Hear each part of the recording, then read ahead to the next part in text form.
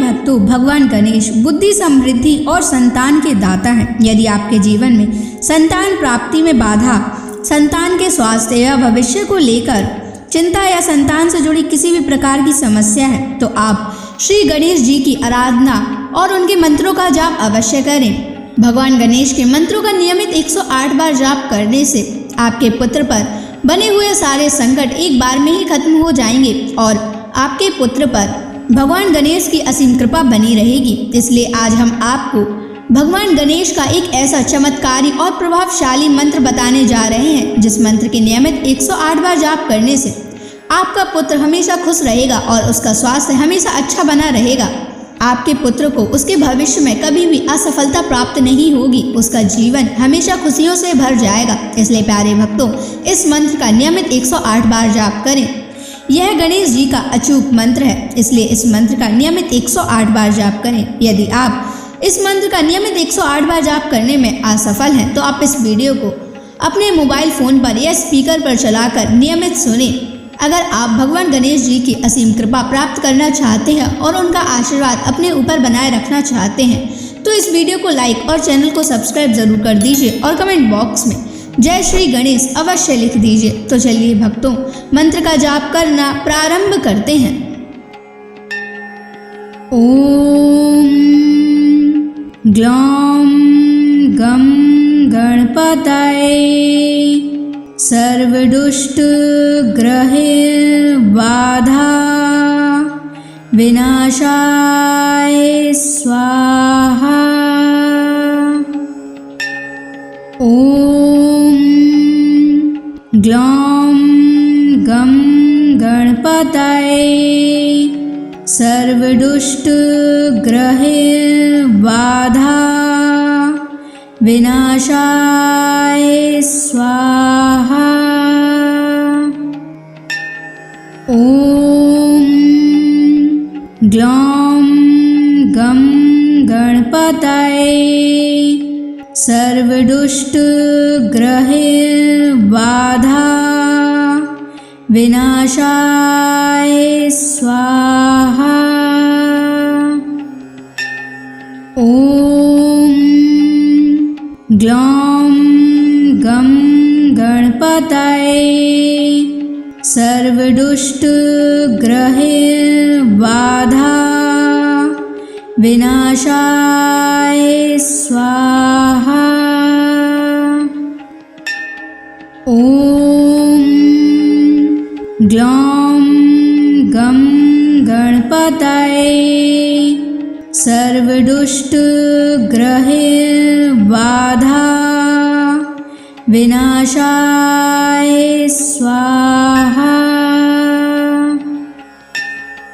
ओम ग्लौम गम गणपतये सर्वदुष्ट ग्रहे बाधा विनाशाय स्वाहा।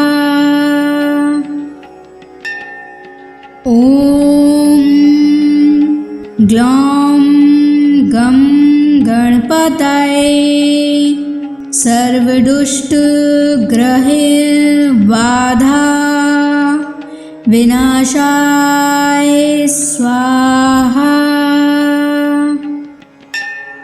ओम ग्लौम गम गणपतये सर्वदुष्ट ग्रहे बाधा विनाशाय स्वाहा। ओम ग्लौम गम गणपतये सर्वदुष्ट ग्रहे बाधा विनाशाय स्वाहा।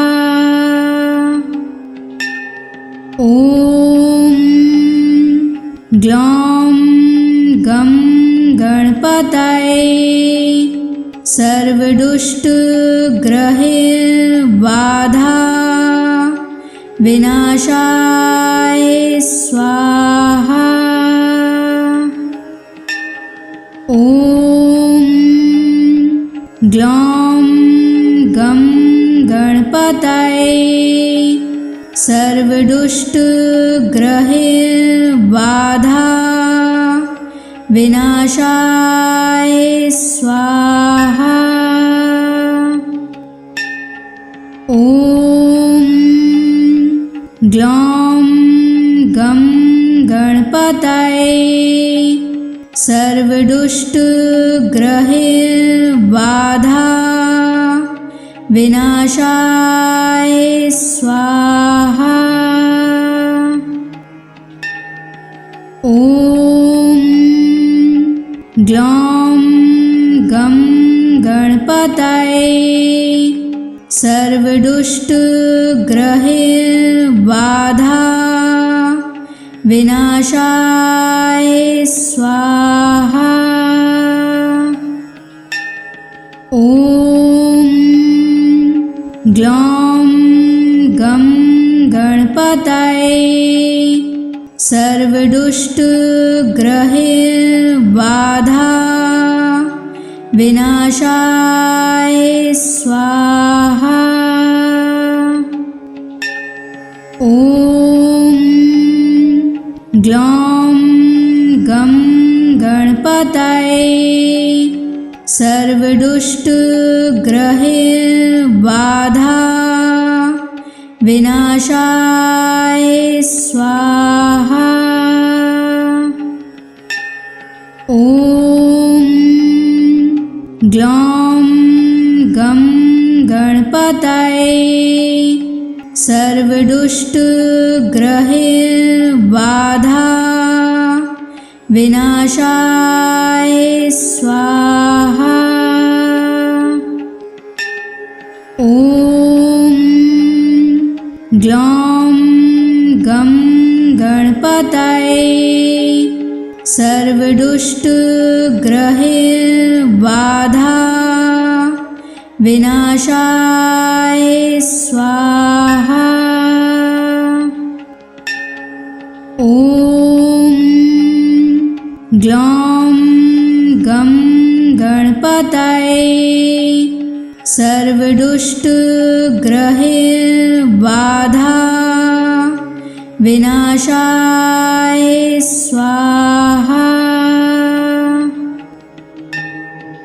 ॐ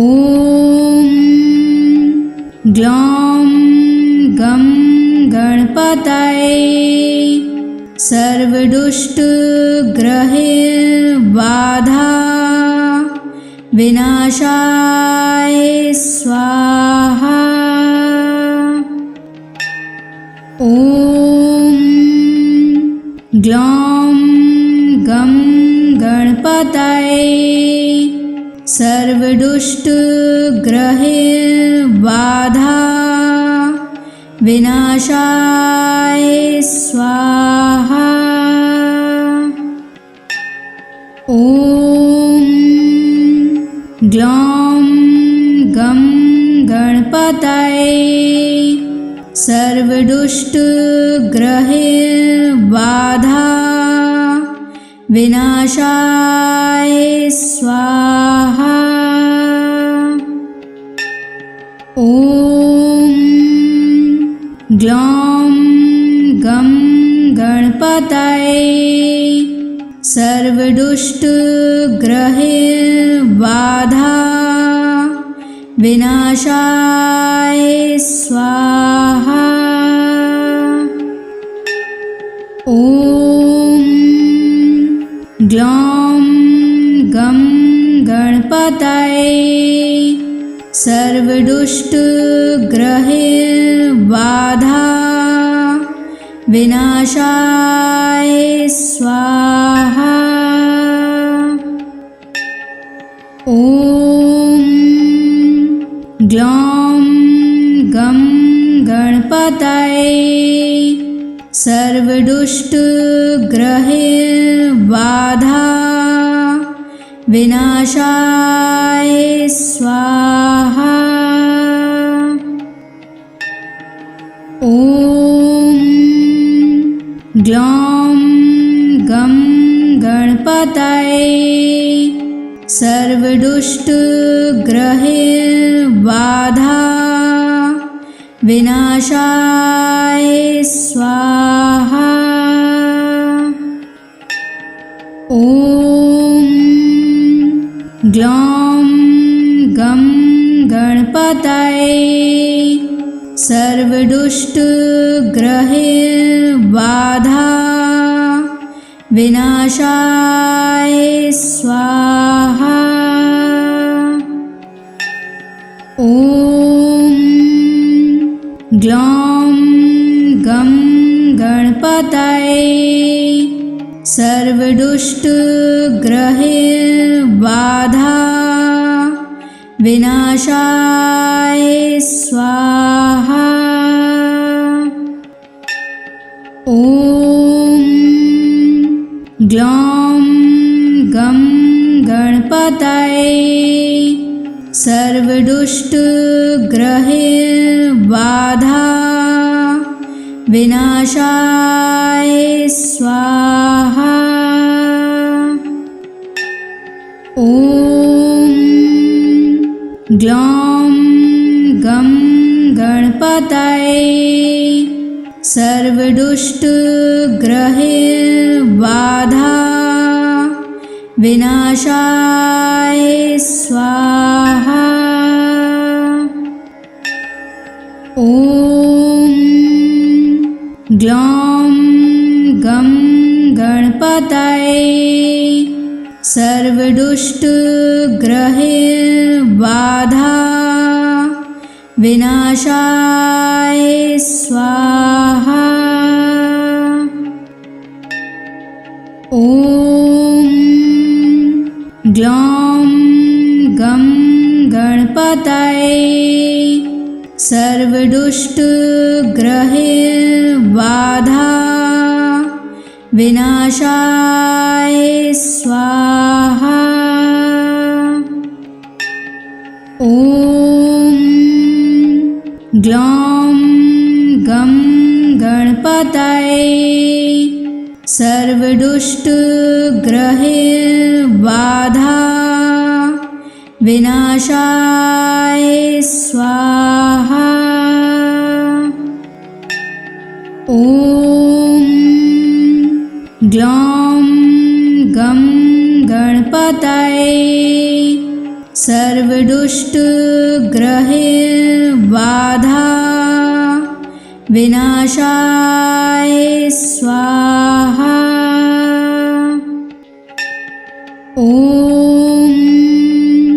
ग्लौं गं गणपतये सर्वदुष्टग्रहैर्बाधा विनाशाय स्वाहा। ॐ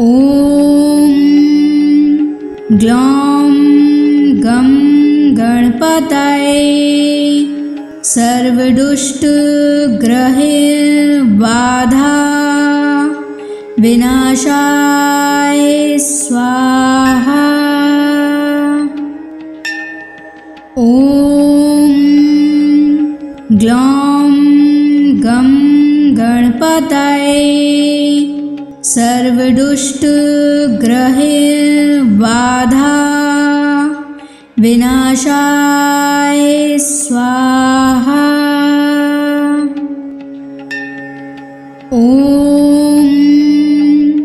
ग्लौं गं गणपतये सर्वदुष्टग्रहैर्बाधा विनाशाय स्वाहा।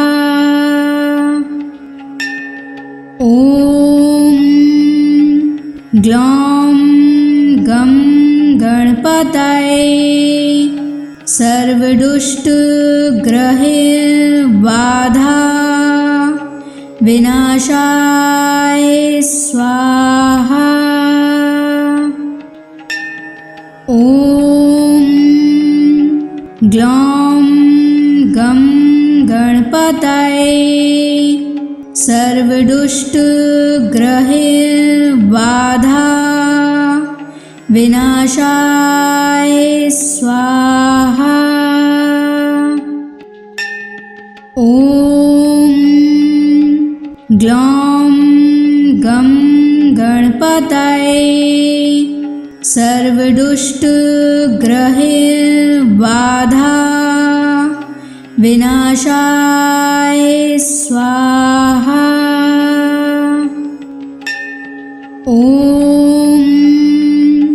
ग्लौं गं गणपतये सर्वदुष्टग्रहबाधा विनाशाय स्वाहा। ॐ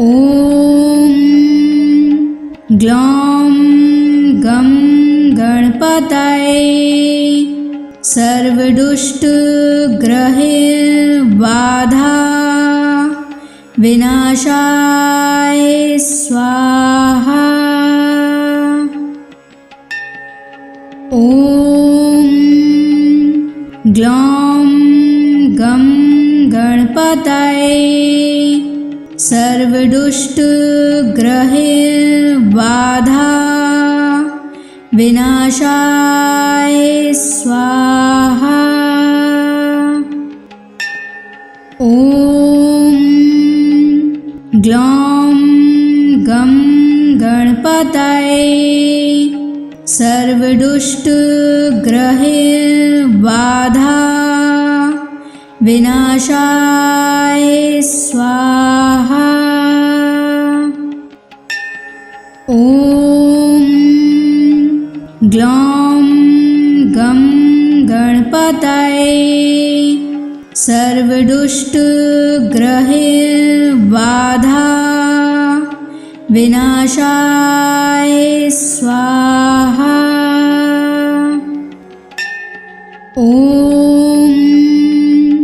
ग्लौं गं गणपतये सर्वदुष्टग्रहबाधा विनाशाय स्वाहा। ॐ ग्लौं गं गणपतये सर्वदुष्टग्रहबाधा विनाशाय स्वाहा। ॐ ग्लौं गं गणपतये सर्वदुष्टग्रहबाधा विनाशाय स्वाहा। ॐ ग्लौं गं गणपतये सर्वदुष्टग्रहबाधा विनाशाय स्वाहा। ॐ ग्लौं गं गणपतये सर्वदुष्टग्रहबाधा विनाशाय स्वाहा। ॐ ग्लौं गं गणपतये सर्वदुष्टग्रहबाधा विनाशाय स्वाहा। ॐ ग्लौं गं गणपतये सर्वदुष्टग्रहबाधा विनाशाय स्वाहा। ॐ ग्लौं गं गणपतये सर्वदुष्टग्रहबाधा विनाशाय स्वाहा। ॐ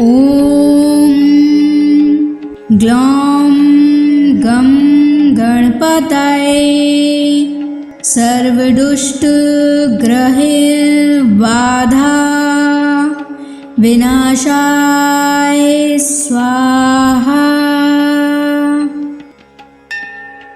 ॐ ग्लौं गं गणपतये सर्वदुष्टग्रहबाधा विनाशाय स्वाहा। ॐ ग्लौं गं गणपतये सर्वदुष्टग्रहबाधा विनाशाय स्वाहा। ॐ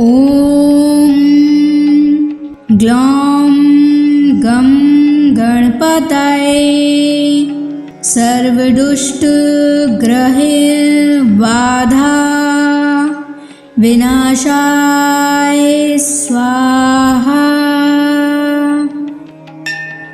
ॐ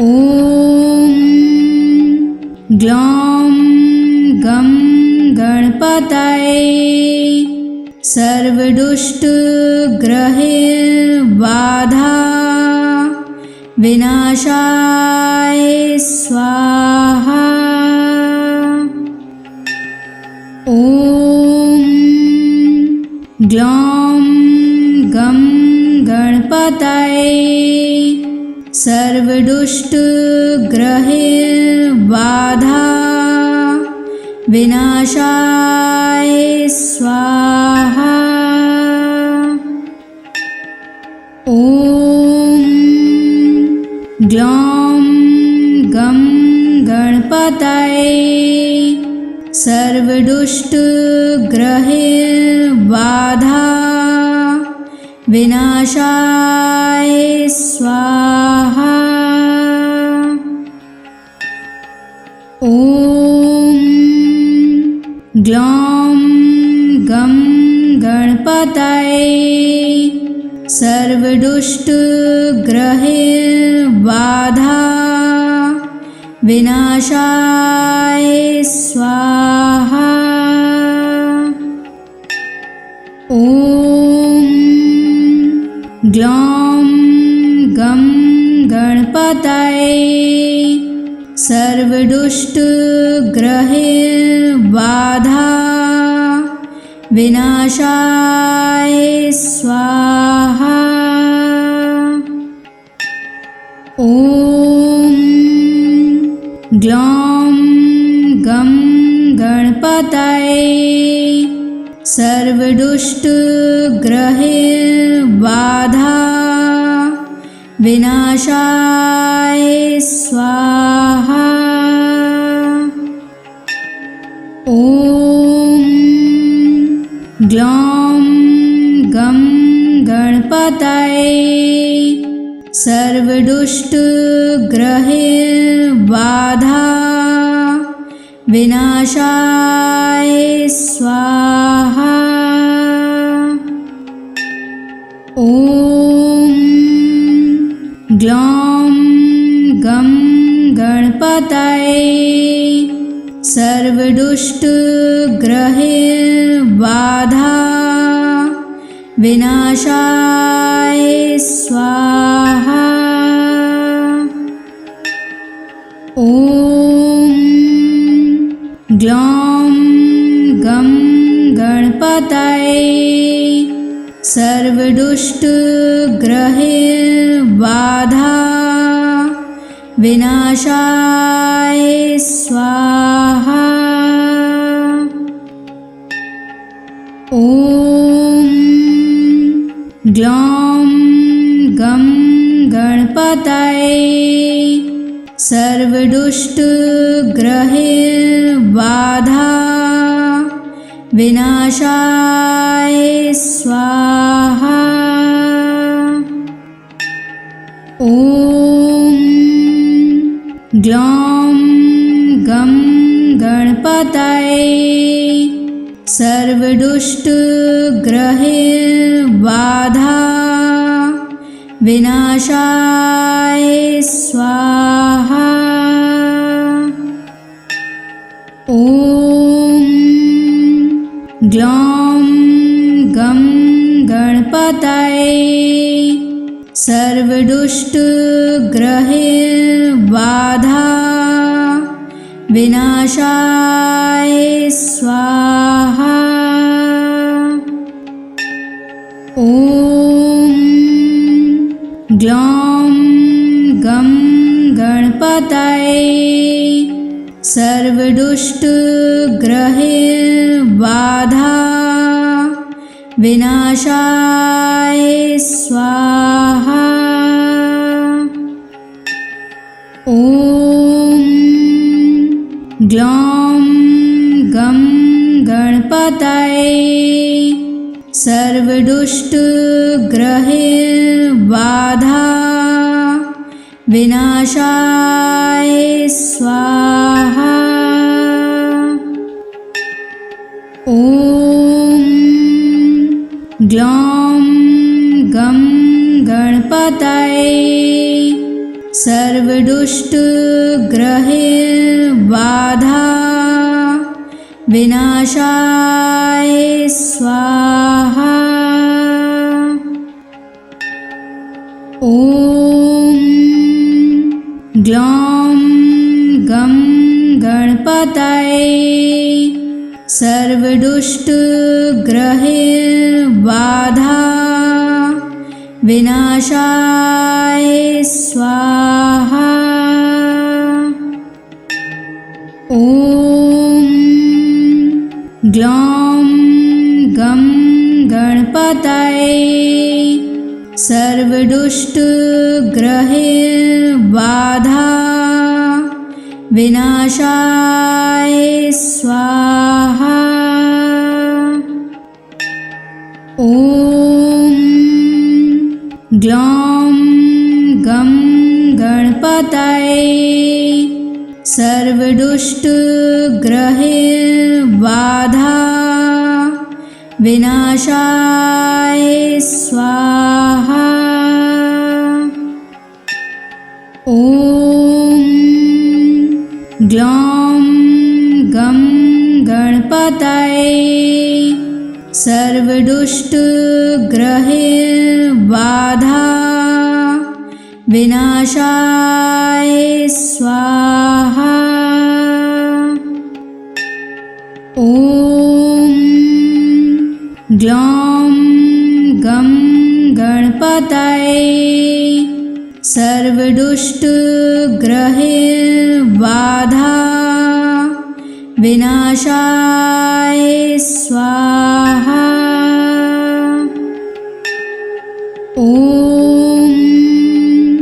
ग्लौं गं गणपतये सर्वदुष्टग्रहैर्बाधा विनाशाय स्वाहा। ॐ ग्लौं गं गणपतये सर्वदुष्टग्रहैर्बाधा विनाशाय स्वाहा। ॐ ग्लौं गं गणपतये सर्वदुष्टग्रहैर्बाधा विनाशाय स्वाहा। ॐ ग्लौं गं गणपतये सर्वदुष्टग्रहैर्बाधा विनाशाय स्वाहा। ॐ ग्लौं गं गणपतये सर्वदुष्टग्रहैर्बाधा विनाशाय स्वाहा।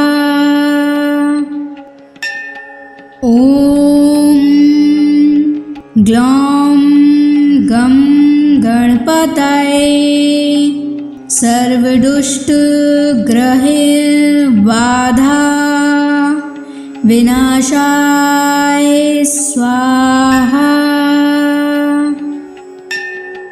ॐ ग्लौं गं गणपतये सर्वदुष्टग्रहबाधा विनाशाय स्वाहा। ॐ ग्लौं गं गणपतये सर्वदुष्टग्रहबाधा विनाशाय स्वाहा। ॐ ग्लौं गं गणपतये सर्वदुष्टग्रहबाधा विनाशाय स्वाहा। ॐ ग्लौं गं गणपतये सर्वदुष्टग्रहबाधा विनाशाय स्वाहा। ॐ ग्लौं गं गणपतये सर्वदुष्टग्रहबाधा विनाशाय स्वाहा। ॐ ग्लौं गं गणपतये सर्वदुष्टग्रहबाधा विनाशाय स्वाहा। ॐ ग्लौं गं गणपतये सर्वदुष्टग्रहबाधा विनाशाय स्वाहा। ॐ ग्लौं गं गणपतये सर्वदुष्टग्रहबाधा विनाशाय स्वाहा।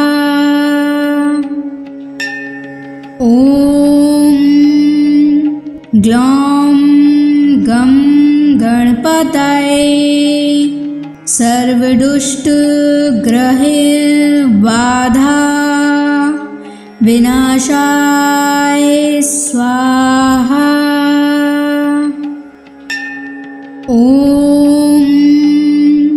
ग्लौं गं गणपतये सर्वदुष्टग्रहबाधा विनाशाय स्वाहा। ॐ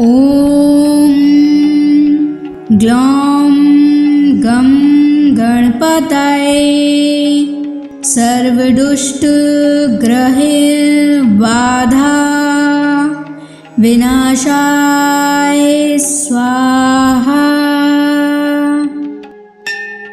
ॐ ग्लौं गं गणपतये सर्वदुष्टग्रहबाधा विनाशाय स्वाहा। ॐ ग्लौं गं गणपतये सर्वदुष्टग्रहबाधा विनाशाय स्वाहा। ॐ ग्लौं गं गणपतये सर्वदुष्टग्रहैर्बाधा विनाशाय स्वाहा। ॐ ग्लौं गं गणपतये सर्वदुष्टग्रहैर्बाधा विनाशाय स्वाहा। ॐ ग्लौं गं गणपतये सर्वदुष्टग्रहैर्बाधा विनाशाय स्वाहा। ॐ ग्लौं गं गणपतये सर्वदुष्टग्रहैर्बाधा विनाशाय स्वाहा। ॐ ग्लौं गं गणपतये सर्वदुष्टग्रहैर्बाधा विनाशाय स्वाहा। ॐ ग्लौं गं गणपतये सर्वदुष्टग्रहैर्बाधा विनाशाय स्वाहा। ॐ ग्लौं गं गणपतये सर्वदुष्टग्रहैर्बाधा विनाशाय स्वाहा। ॐ ग्लौं गं गणपतये सर्वदुष्टग्रहैर्बाधा विनाशाय स्वाहा। ॐ ग्लौं गं गणपतये सर्वदुष्टग्रहैर्बाधा विनाशाय स्वाहा। ॐ ग्लौं गं गणपतये सर्वदुष्टग्रहैर्बाधा विनाशाय स्वाहा। ॐ ग्लौं गं गणपतये सर्वदुष्टग्रहैर्बाधा विनाशाय स्वाहा। ॐ ग्लौं गं गणपतये सर्वदुष्टग्रहैर्बाधा विनाशाय स्वाहा। ॐ ग्लौं गं गणपतये सर्वदुष्टग्रहैर्बाधा विनाशाय स्वाहा। ॐ ग्लौं गं गणपतये सर्वदुष्टग्रहैर्बाधा विनाशाय स्वाहा। ॐ ग्लौं गं गणपतये सर्वदुष्टग्रहैर्बाधा विनाशाय स्वाहा।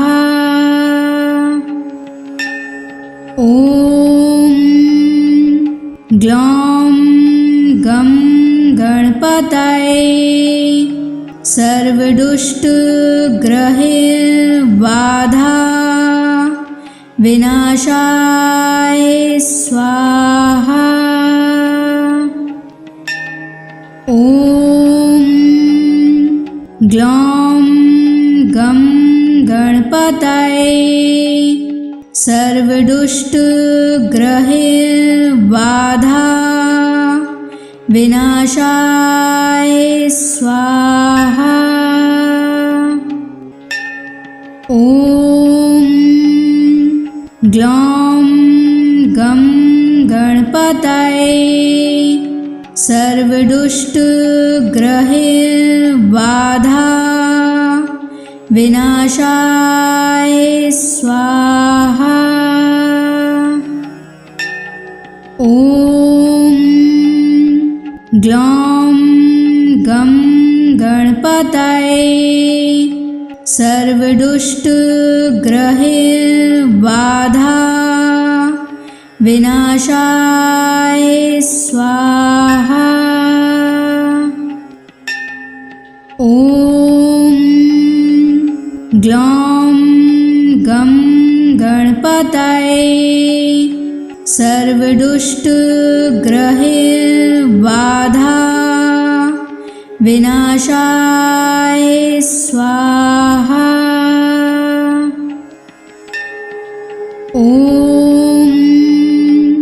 ग्लौं गं गणपतये सर्वदुष्टग्रहबाधा विनाशाय स्वाहा।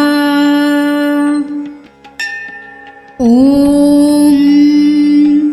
ग्लौं गं गणपतये सर्वदुष्टग्रहबाधा विनाशाय स्वाहा।